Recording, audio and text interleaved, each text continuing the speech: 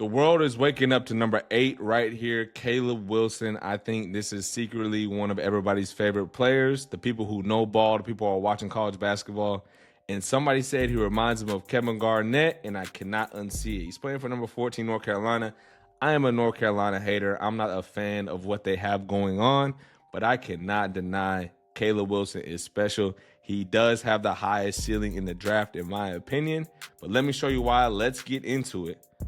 Here we go. Right here we have Caleb Wilson. Like I said, we're playing in the diamond offense, or at least diamond start. So now we got a catch, a pitch, and Caleb's going to come set this screen. Now, I want you to watch this screen right here. If I'm number 5 and he hits me like this, I am flopping. It's going the other way. I promise. Look at this hit. Not stable. I'm going to run it back. Not set. Fully runs into him. You got to sell that. But anyway, he gets downhill. Now we have a pocket pass because we have 2 on the ball. We're going to hit this pocket right here. Catch it, and here we go. Here we go. Let's see the great work. Turnaround fade in the mid-range. Can't do nothing about that. Can't do anything about it. Another example, we're getting downhill right here. Put back dunk. And Caleb Wilson, I'm telling you, I see Kevin Garnett, the way he runs up and down the floor, long arms, lanky body, like KG for real. So here we go. And this is one thing I love about him, right? He's always somehow getting these balls, right? He's always around getting offensive rebounds, just making things happen on the court, which coaches love. And so we get a kick right here to our man, wide open Green. Caleb Wilson's that guy. Okay, here we go. Now we have another pick and roll. This is almost a step up now because he's going to go baseline. We're going to hit right here. If 15 provides coverage too early, then we'll have the pocket, right? If 15 can stay down here, Giltray, if he can stay down here, then this pocket pass will be more difficult, but let's see.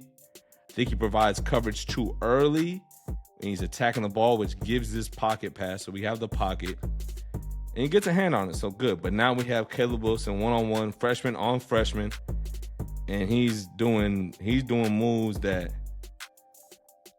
once again, this just shows ability. Not the best. It's not great offensive sets being run, but they just let him rock, and he has the ability to rock. Okay, now I see 2-3 zone. So in the zone. Stanford was running this zone all night, and I think that's why Stanford ended up pulling out the win, because I'm not a big fan of North Carolina. I don't think their guard play is solid enough. Caleb Wilson is dominant. He is very dominant. I think he had 26 this game. He's doing his thing, almost averaging a double-double, or if averaging a double-double. But the rest of the team, I don't love the guard play. But neither here nor there. Get a screen. Okay, we get a kick. And this is the one problem, I think, with Caleb Wilson's game. But it's not a problem. I think it's a North Carolina problem. But we end up having him out here settling, right? Settling against a zone, mid-range pull-up. We can get that anytime. Obviously, it's a good shot if it goes in. Like, nobody's complaining if it goes in. But we don't get anything out of it, right? And we shouldn't be relying on our 4-man to make plays out of the zone. Once again, just my opinion. So now we're in second half. Transition. We're up 3, so we're still good. And Caleb Wilson had a great second half, especially on this block right here. He's terrorizing. So here we go. Back down, step throughs, finishes. Guys at Stanford can't do anything with them. Here we go. Now we got a ball screen right here. Ball screen coming off. Too much help. Dunkin' Donuts. All right, just these athletic plays that he's able to make, and this is why everybody's loving him. He looks the part for sure right here. Hands on ball activity, gets a tip on this right here. So now we're out in trans. Everybody's running, and I love to see them run, right? We get the pitch ahead, play on balance, 1-2 step, nothing to it, right? Great basketball right here. Another example, we have him down here running early. We love him running early. Refs upset. I don't know too many refs clapping that plays, but it gives us a little clap right here. He stopped that. So we catch it. And we're on the block. We're patient. That's another thing that's good. He catches it. He's patient. Obviously, he's been on the block his whole life, so he's comfortable. But just being patient on these, step, fade away. And I would, like I said, when I first saw it, I'm like, that's settling. But yes, he can make these shots.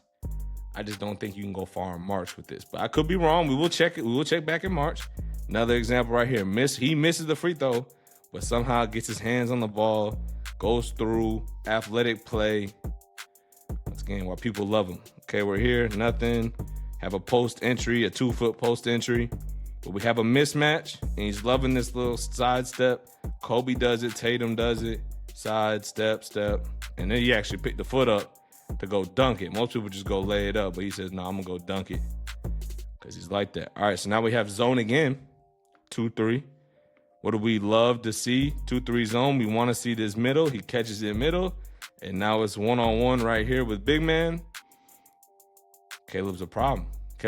And this move you're about to see right here is why I think he has the highest potential. This be able to have this length, this extension, extremely special.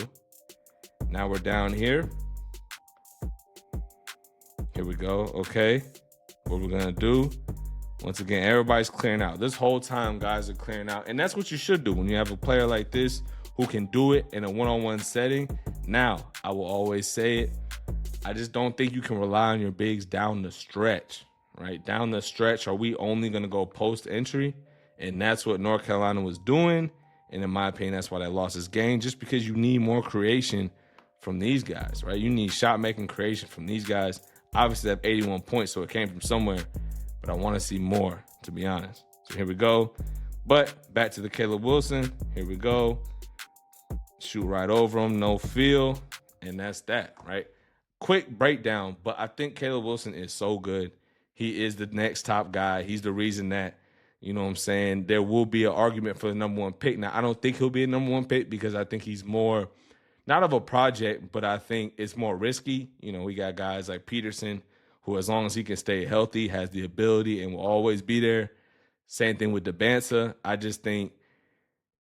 think Wilson has the highest upside. I really do. I think his upside can be, I don't know. Like I said, Kevin Garnett, I think he can be a great, he hasn't shown a 3-ball yet, but in this day and age, catch and shoots wide open will be given to him, and anybody can really knock those down once you put enough reps. But let me know what you think about Caleb Wilson. Am I wrong with the North Carolina Tar Heels? Will they be a good tournament team? I don't think so. I don't think so at all. But let me know what you think in the comments. Go ahead, drop a subscribe for me, and I'm going to catch you on the next one.